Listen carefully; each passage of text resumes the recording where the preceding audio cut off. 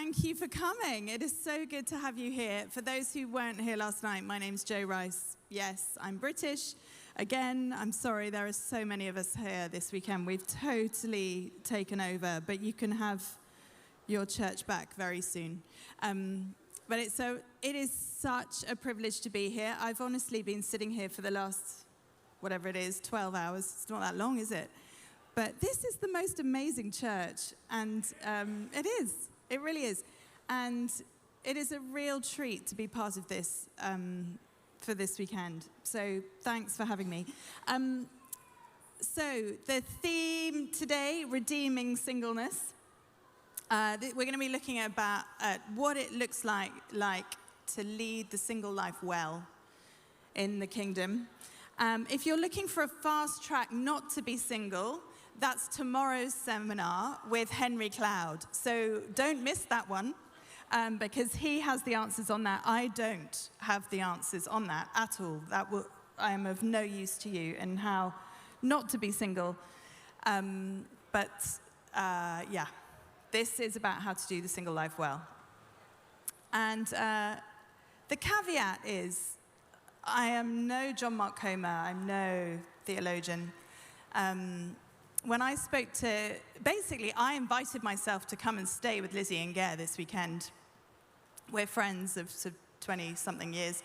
And they went, yeah, great, it's Focus, come to Focus. I was like, oh, that sounds fun. I mean, I won't know anyone and you're going to be busy, but kind of fun. And then Gare said, would you be up for doing a seminar or something? And I was like, yeah, sure. Anyway, about 3 weeks ago, I texted him going, if I am going to do a seminar, can you just warn me about what it might be about? And he said, yeah, I've got a title for you. It's called Redeeming Singleness. I was like, oh, great, thanks. Okay, yeah, no, I can do that. Anyway, he was then over in London. We had dinner. And he said, are you actually okay with doing that? And I was like, yeah, sure, I've done a bit of that before. And he said, oh, I didn't know. I just really like people to speak from their greatest source of pain. And I thought that was probably yours, so that was why I gave you that subject. So just to give you a little insight into your very amazing pastor, that is how we find ourselves here. And these are just my personal reflections. I'm no guru on this subject. I'm just sharing my own thoughts and experience, and I would welcome correctives from anyone at the end. Is there anyone here who isn't actually single? Thank you for coming. Just want to say, we really, really appreciate the fact that you're here. So thank you for coming. And for those of us that are, you might be single for many different reasons. It might be because you're bereaved. It might be an active choice. It might be because you're just too young not to be single. And the chances are that all of us are actually going to be single again at some point in our lives, even if we aren't now. And so it feels like a really important topic to cover, doesn't it? If we have time, we're starting a bit late. If we have time, we'll do a bit of Q&R at the end. So have a thought. If you have questions you'd rather not shout out, then just write them on something and pass them to Lizzie, and she will shout them out for you. She's good at shouting out. It's a spiritual gift. And just to say, you might be sitting here going, I'm actually doing single life really well, thanks. And I don't know why Gare didn't ask me to do this seminar. If that's the case, you are welcome. I'm sure there's a second microphone, or you can have this one. But I'm aware that for some of us, this topic of singleness is a source of really profound significance and pain. And it affects our sense of identity and our hope, and as John Mark so exquisitely laid out today, can affect our relationship with God and with one another.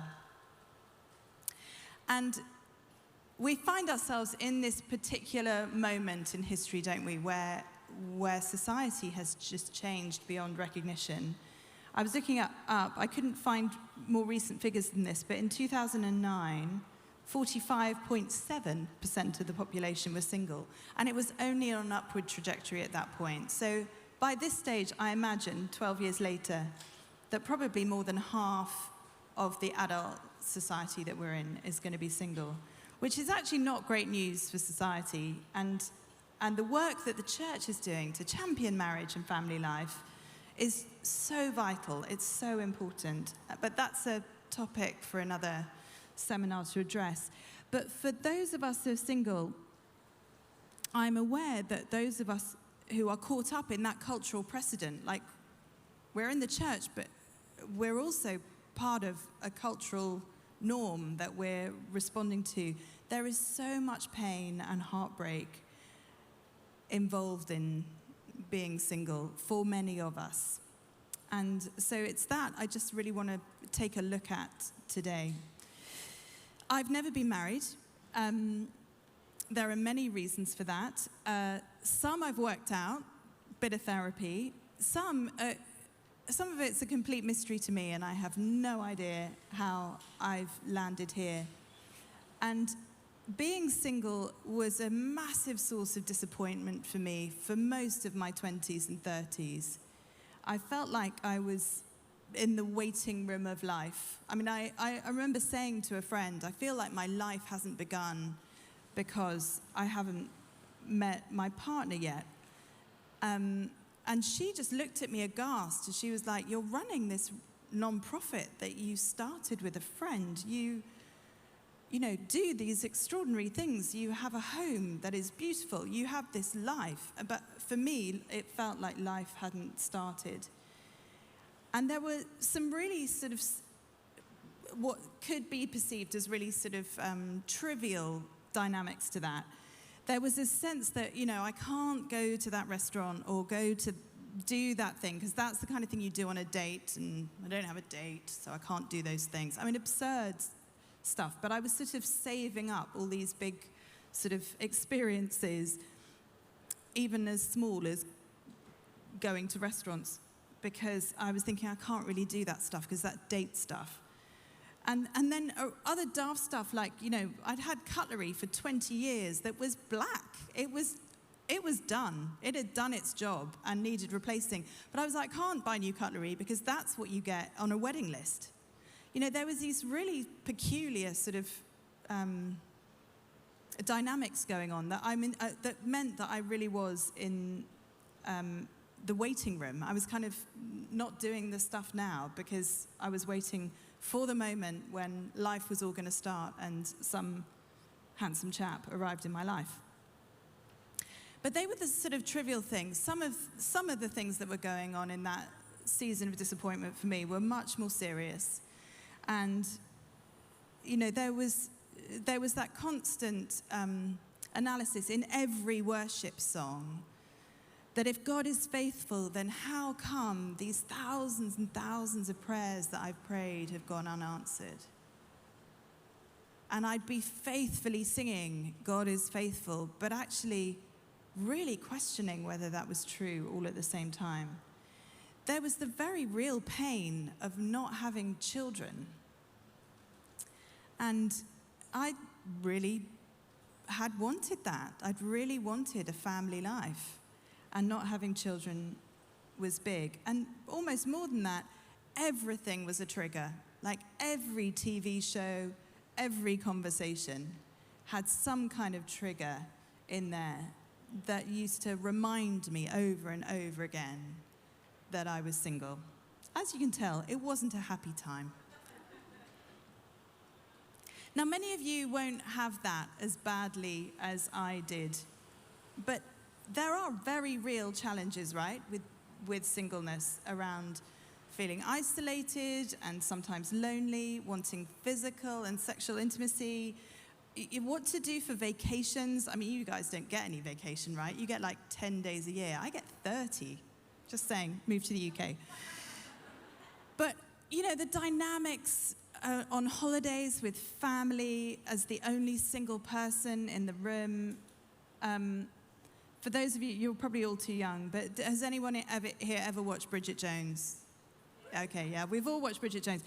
So Bridget Jones, I am actually the same age as Bridget Jones, if you read the book. That's my claim to fame. We have a lot in common. And I remember going to see that movie for the first time when it came out.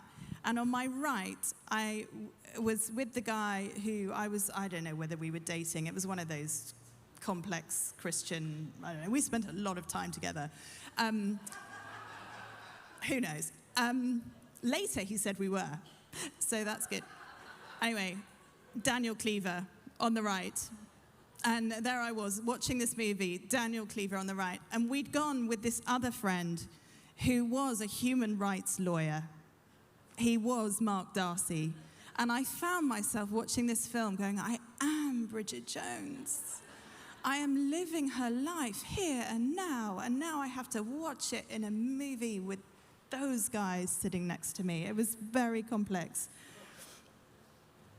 And it was complex. There was all kinds of pain involved in that. But for me, it wasn't actually any of those things that were the real challenge for me. For me, simply the shame of being single was so intense. When I turned 40, I signed up at a church conference, actually in California, for building stronger teams. I'm an executive coach, and I work with teams on how to create high-performance teams. I was on sabbatical. I was like, this is perfect. Go to California, go to a workshop at a church on building stronger teams. Signed up, arranged my whole sabbatical around going to this workshop. And then about a month before I was due to come, having booked my accommodation and the car and they pulled that conference in favor of the intensive single life workshop. And I was snookered into, that probably isn't a phrase here. Anyway, I was backed into a corner of going to this intensive, it was literally called the Intensive Single Life Workshop. And there was nothing I wanted to do in the world less. And it only got worse because I found myself in this workshop in a session on shame, where in your small group, you had to write down your greatest source of shame and then share it with the group. It was intensive. And, but in that moment, you can imagine the kinds of things that people were sharing really bravely in that group. But in that moment, I realized that for me, my greatest source of shame in my life was the fact that I was single. It was the fact that I had basically failed to achieve the one thing that it seemed like the world needed me to achieve, that my family needed me to achieve, that my culture needed me to achieve, that my church needed me to achieve. And it was a really profound moment. And I realized that actually there were many reasons why this shame existed, but probably the most significant was that it was the easiest way for the enemy to keep me out of action. Like, if I was waiting for life to happen before I could do anything, and the only way life was going to start happening was by me getting married, then it was a great reason not to participate. And there were all kinds of reasons, and we talked about some of them last night, about why that shame existed. And some of them were about the church. So some of them were about the fact that there were very few single leaders of either sex that were up front. I mean, in my formative years, none, actually.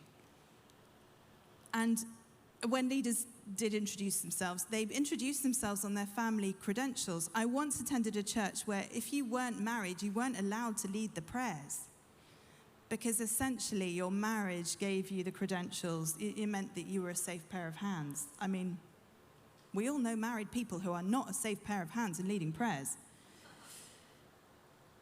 You know, marriage and having children were celebrated as the blessing, like the only blessing that we could celebrate in life. And as I talked about last night, that marriage was often the punchline to every testimony. They found Jesus and then they got married. And that was the way that the life of the kingdom was explained. Not consciously, not even deliberately, but unwittingly that was what was being portrayed.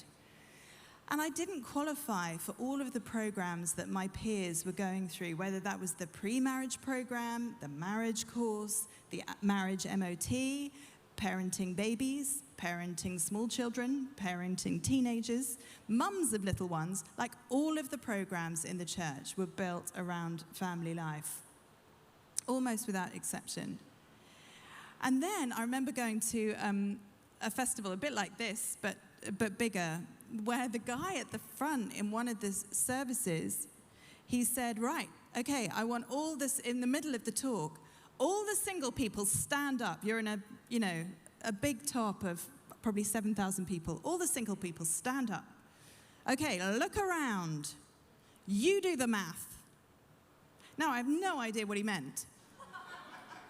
But it was really humiliating. It's like, I don't know what you're trying to achieve here, but there's just shame everywhere, all over what you're doing right now. So there was this unwitting shame. I don't think anything was deliberate, but there was this shame going on in the church. And then there's the wider culture of, your family pressure. For me, actually, that hasn't been so extreme. I think my family gave up long ago that I was, ever going to meet anyone. So there's very little pressure there. But I know in some cultures, the pressure is really extreme in terms of, the need to get married. But in our wider culture, and I think probably particularly in a city in LA, like LA, the whole idea of romance or just sex life is the pinnacle of life, right? That is everything that we need to aspire for. There is nothing more than that. And then you get the comments like, why is a lovely girl like you single? And I don't know how I'm meant to answer that. Well, my therapist says I have attachment issues. I mean, I don't know. What is the answer to that meant to be? And again, it's intended from a good place, but actually what it does is basically say, why have you failed? Is what you can hear when those questions get asked. So in that moment, in that seminar, I realized, the reality of being single wasn't actually so hard. I had a really rich life. I had good friendships. I had 13 godchildren. Life was good. But the shame of it was really crippling me. And yet here I found myself in a church. And let's not forget, Jesus and Paul were both single. Like, if we are followers of Jesus, I mean, it's a decent role model to be single. Like, we're in good company. There is no marriage in heaven. So heaven, which is the place where there is no pain and suffering, there is no marriage there. We will all walk in there single. And yet, there's this incredible pressure and value and celebration of marriage. Now, please don't mishear me. I would love to be married. I think marriage is a wonderful thing. But there is a risk that the church has entered a really idolatrous relationship with marriage and with family life that needs resisting. And when I finally actually looked at what the Bible was saying,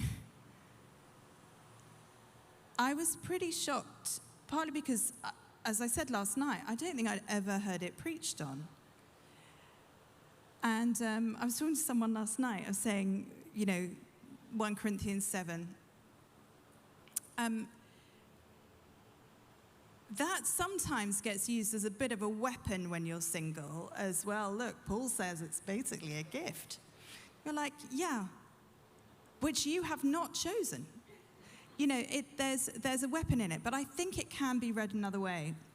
It's a really long passage, so I've abridged it for the sake of this morning. But I'd love us to just look at that for a few minutes together, and I think it's going to come up on the screens.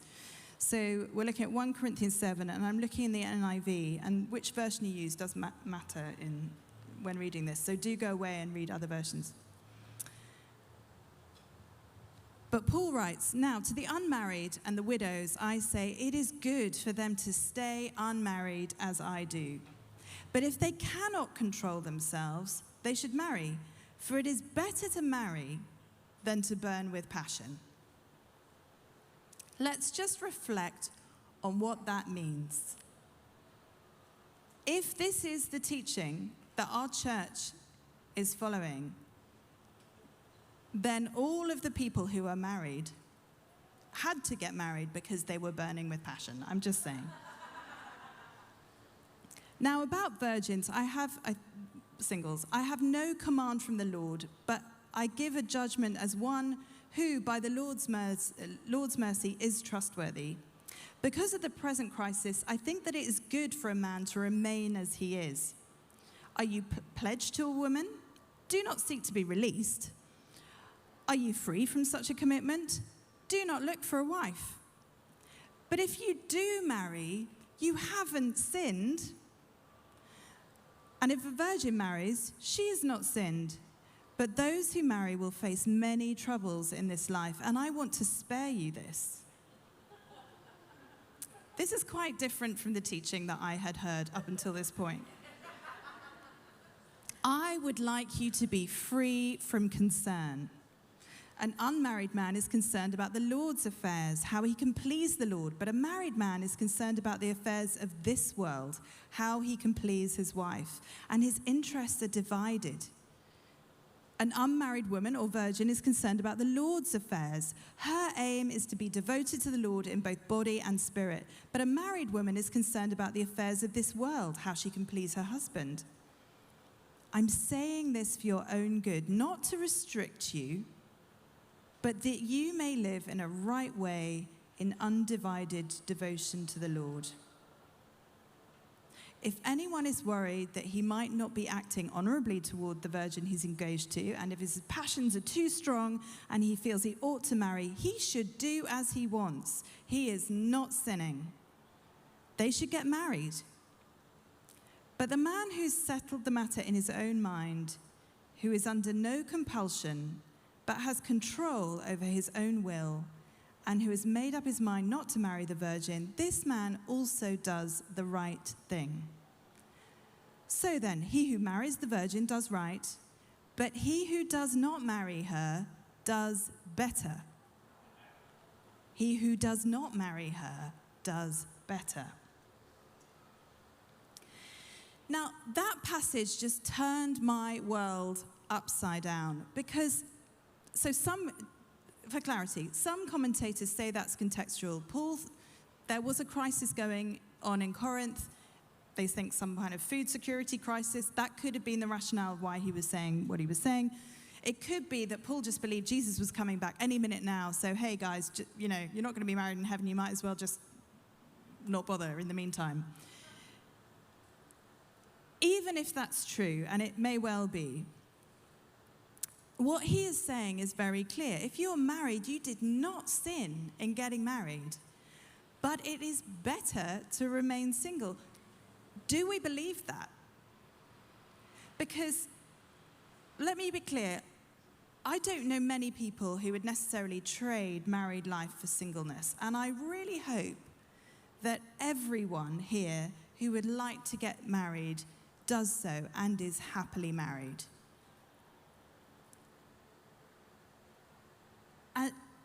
But if you're single, please don't live your life thinking that you've failed because you're doing life without a partner. That's what this verse gives us. And if you're married, please don't consider or treat those of us that haven't married as incomplete. I remember chatting to a friend who's an extraordinary, wonderful man in a very happy marriage, and his wife was away, and I said, how are you getting on without her around? And he said, it's very sweet. People are inviting me over for dinner like some sad bachelor. Now, he meant it as an off-the-cuff remark, but what he was implicitly implying in that statement is that being a bachelor would be a sort of tragic failure of a situation and people were taking pity on him. And it reflects something of what he really believed about the value of marriage. And what this passage makes clear is that to believe that is just so wrong. And we have to stop treating singleness like an illness that needs healing, which is how I think I probably spent 20 years thinking about it. Because when you feel like you're sick, it shapes how you behave. And when you are treated like you're sick, you eventually start to believe that you are. So if there's one thing you take away from today, let it be that. Like, you are enough in and of yourself. You have chosen a good path. And I pray that God will give you the desires of your heart.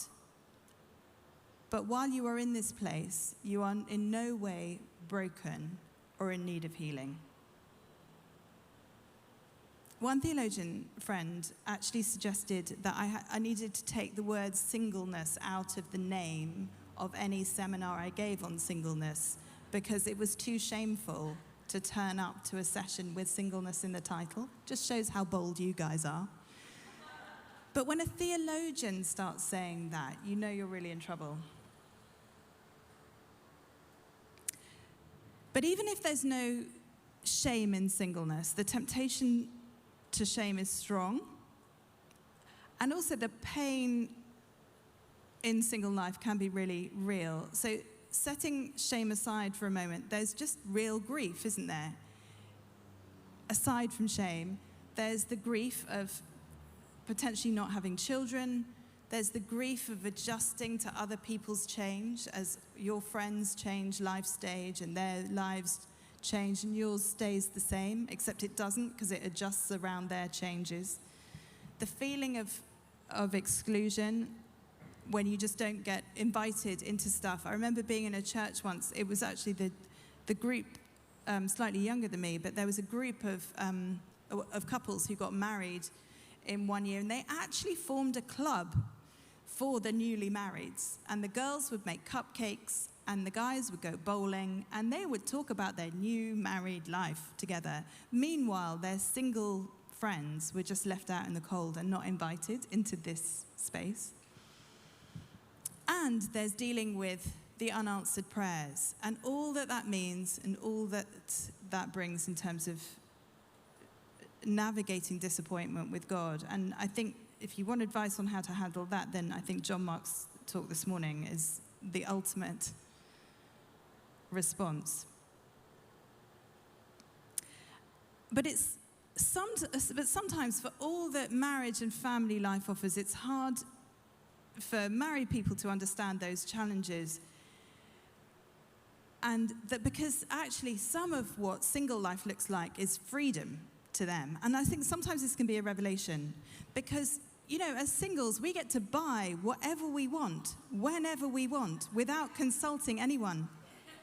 We can buy shoes, we can buy cars, we can buy all kinds of things without consulting anyone. You give that up in marriage. We can lie in every day. We don't have to cook meals all day, every day. We can go out every night. And it's easy to forget that actually for people who are married, and particularly those with kids, that kind of freedom is tantalizing. It's like there's so much in that they look at and think, wow, that is everything I have left behind. And there are bigger strains that actually as singles we don't have to bear. And Paul references this in that passage, doesn't he? That actually as married people, we have divided loyalties between needing to care for our spouse and our children and in serving God.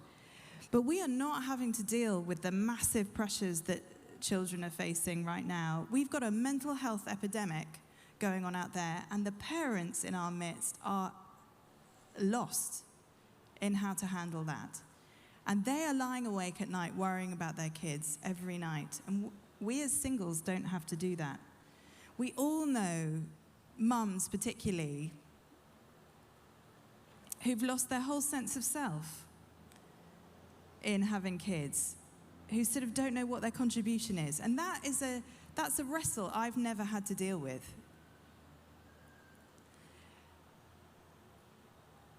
So there's pain on both sides of this equation, and it's really tempting sometimes when you're living in this single life to lose empathy for what goes on the other side, but also fail to recognize just how complicated life gets when you add more people to it. There is an incredible richness that comes with adding more people to your life, and there's an incredible complexity that comes with that.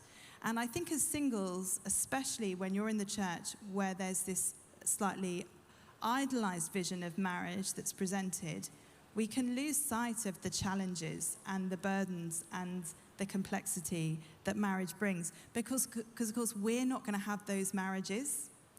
When we get married, we're going to have a really spectacular marriage. We are going to communicate perfectly all the time. We are not going to fight, except in, measured tones, and we'll make sure that it is resolved before we go to sleep every time. That's what we believe, isn't it? We're going to have that kind of marriage. But the truth is, think of the worst marriage that you've witnessed. That is the one that you could be in. And it's important that we remember that that is the reality of some married life. I remember a friend who, at the time I was wondering if she was a friend, because it felt like such an obnoxious thing to say.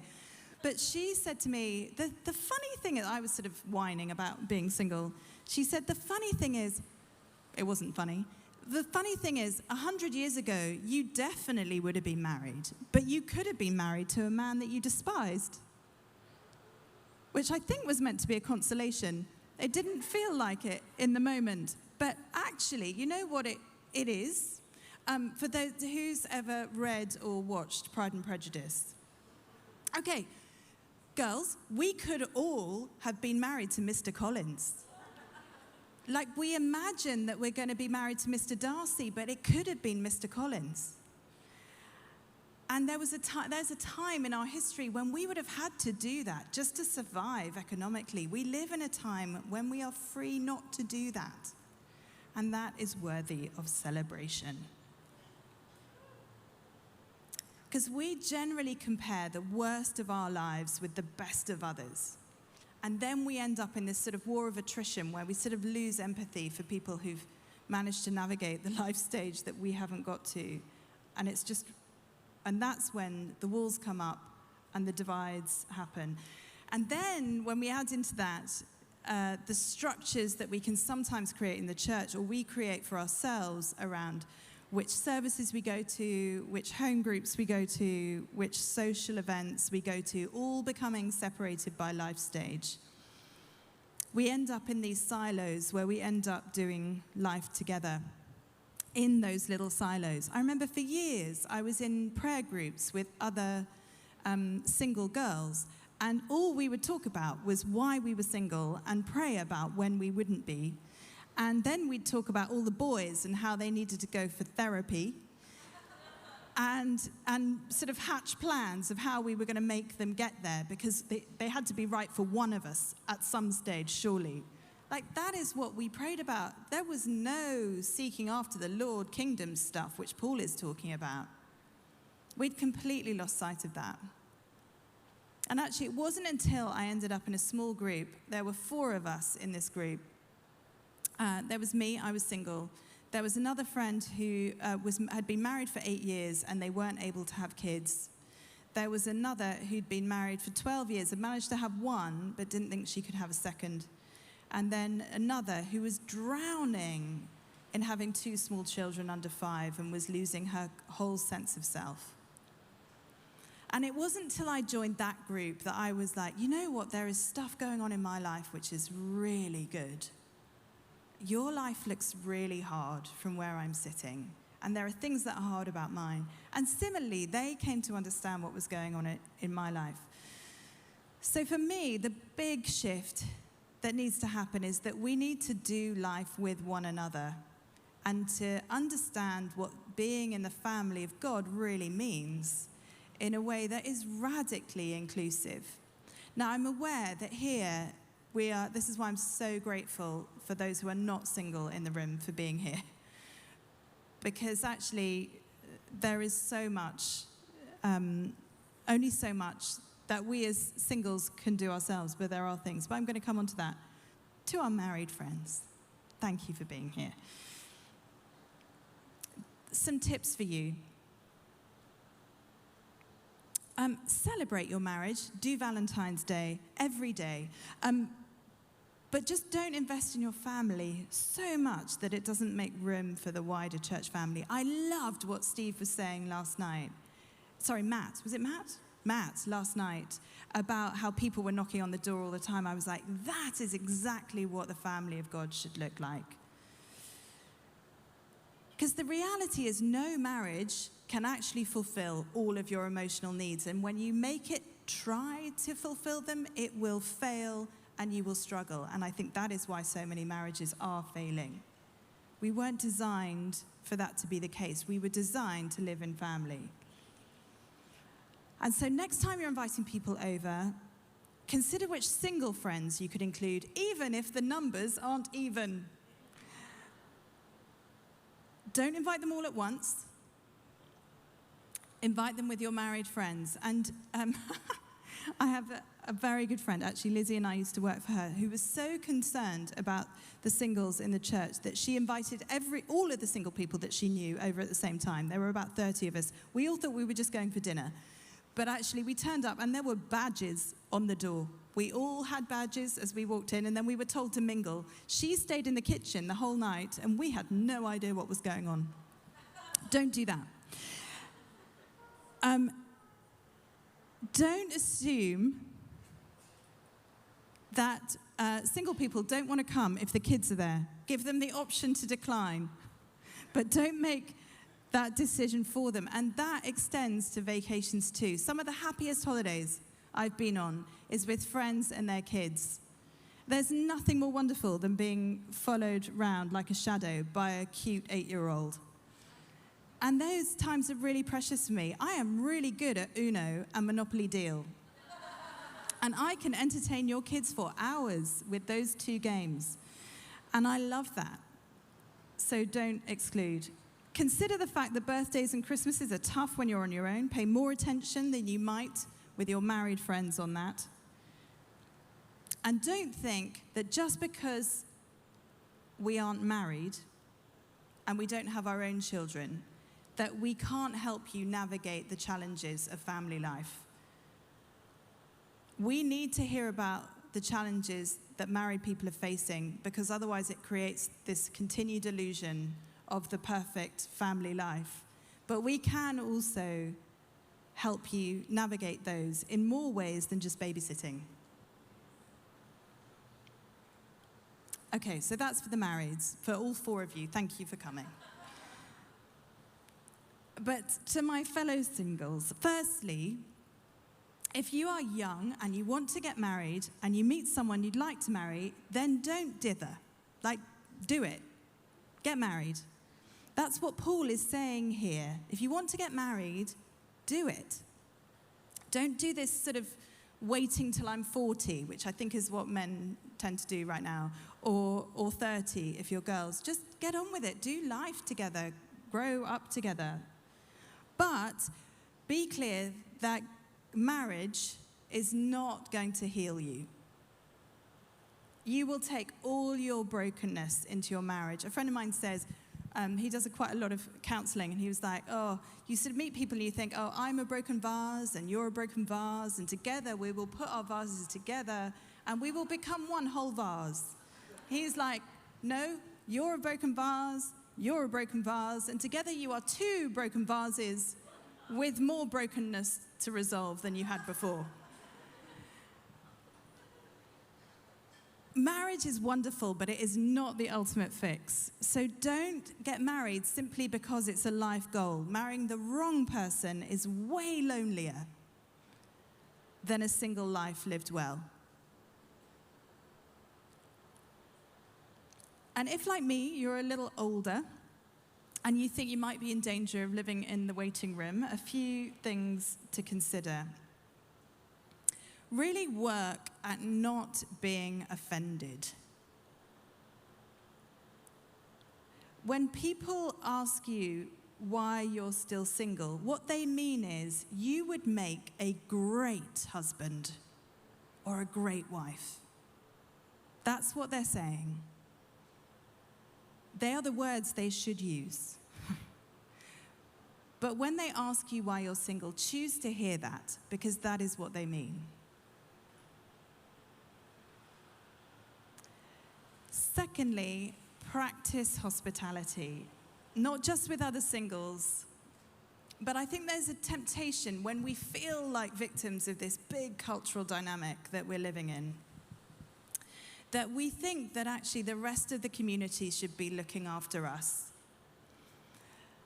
But you know what? The couples and the families in our church need looking after too. And I can tell you from experience, no one will be more grateful to be invited over than a family of 5 on a Sunday lunchtime, because no one asks them anywhere, ever. And they are so low maintenance. You can give them pasta and pesto and they will be absolutely thrilled. Just not cooking is a gift. So practice hospitality and include them. And you know what? When you do that, they will include you. Get into a small group with people of different life stages. It's good for them and for you. And understand in that context how the challenges only grow with family life. And you can stop comparing your situation with the fairy tale romances that we sort of dream of. I remember doing a workshop with a friend on singleness the day after Harry and Meghan's wedding. And he was like, "How did you find the wedding?" And I was like, "It was awful." Because it was perfect. I mean, apart from the missing dad thing, it was just glorious. Like, she was so beautiful. He loved her so much. Prince Charles, now King Charles, took over it was just amazing. I mean, how do we feel about that now? That was no fairy tale. But it's really easy to buy into that. The closer you get into other people's family lives, the more prepared you will be for your own when it comes. Practice gratitude. I am in the lowest moments of my single life. I became obsessed with all the things I didn't have. And then someone gave me one of those 5-year diaries like teenagers have, or 8-year-olds have. It didn't have a lock on it, but in every other respect, it's like an 8-year-old's 5-year diary. And for the last 15 years now, I have written my 5-year diary. There is nothing, if you find it, read it, because there is nothing emotional in it. I literally write down what happened that day. But it has totally, I lost it for 6 weeks and I plunged to the depths. But there's something about reminding myself that today I had a coffee with Lizzie and I did a seminar and the sun shone and I'm in California. Today is a particularly good day. But actually just writing down the things that happened that day had changed my whole state of mind. And it also meant that I would make sure that I was planning things in that meant I didn't have a totally duff day, which was nothing happened. And I started just being a bit more proactive about how to make sure it was there. There was something to write down. If Paul says that it is better to be single, it must be possible to do single life well. And so I'd really encourage you to make that your prayer. If Jesus is enough, I remember there was a point at which I was like, I'd gone through all the please can I have a husband prayers. And I'd run out of steam on that. Occasionally I get some steam back, but I'd run out of steam. And I remember saying, actually just before I went to this conference, I was like, Jesus, if you are enough, you need to be enough. And if you do take yourself off, as John Mark suggested, and sit with your pain today, that would be my encouragement to you to discuss with Jesus. If you say you're enough, then be enough. And show me what that looks like.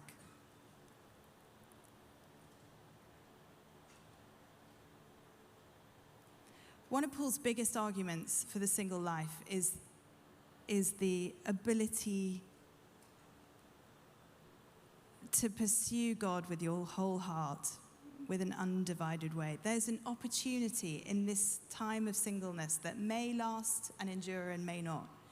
But we've got an opportunity here to pursue God with everything, with an undivided heart. And that would be my biggest encouragement for us.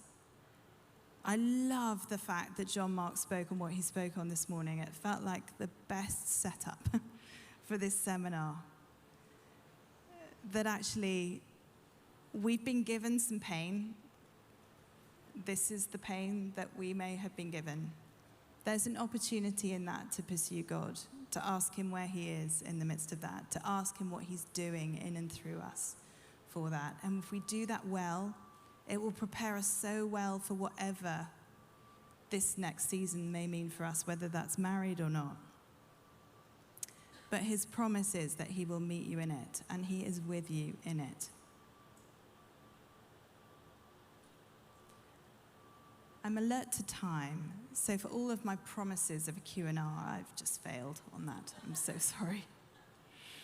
But I'd love us to pray briefly before we get released into the joys of lunch. So shall we just stand quickly and let me pray for us?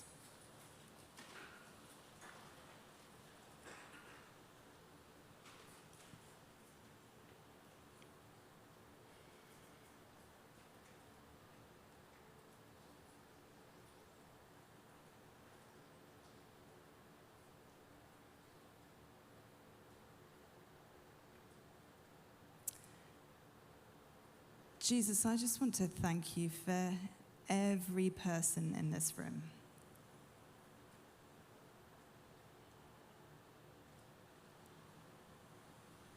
For the boldness of coming today, for the desire to press in to you.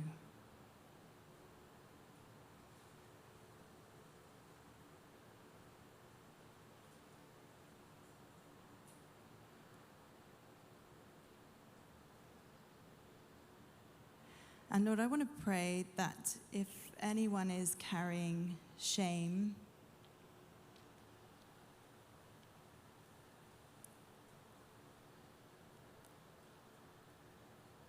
that you would take it from them.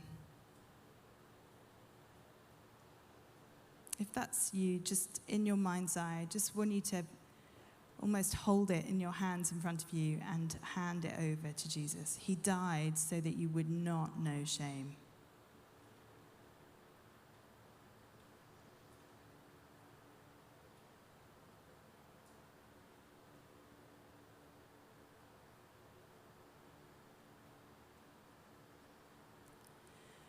And where there's grief, Lord, would you draw near by your Spirit? I pray for your healing hand.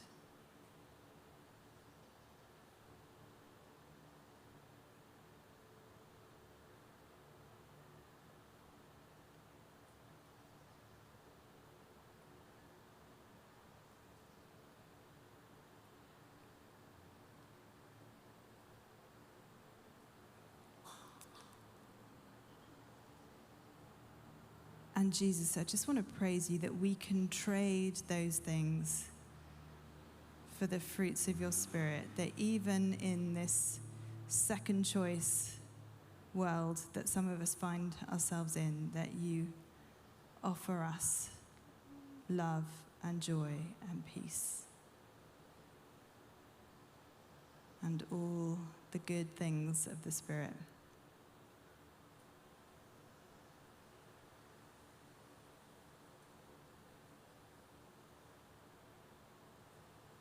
And Father, for those who are looking for their spiritual family, I want to pray that even this afternoon, you would ordain the most wonderful encounters with our brothers and sisters,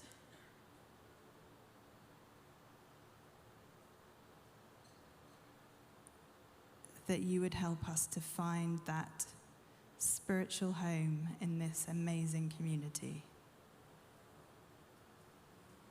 And I pray that you'd show us our role in that, who we need to reach out to.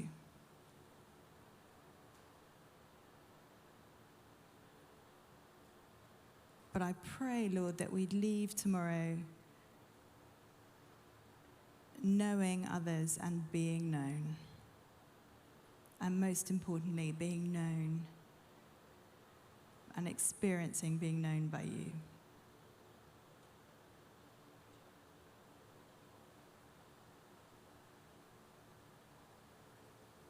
Help us to trust you, Lord, through the disappointment, because you are good.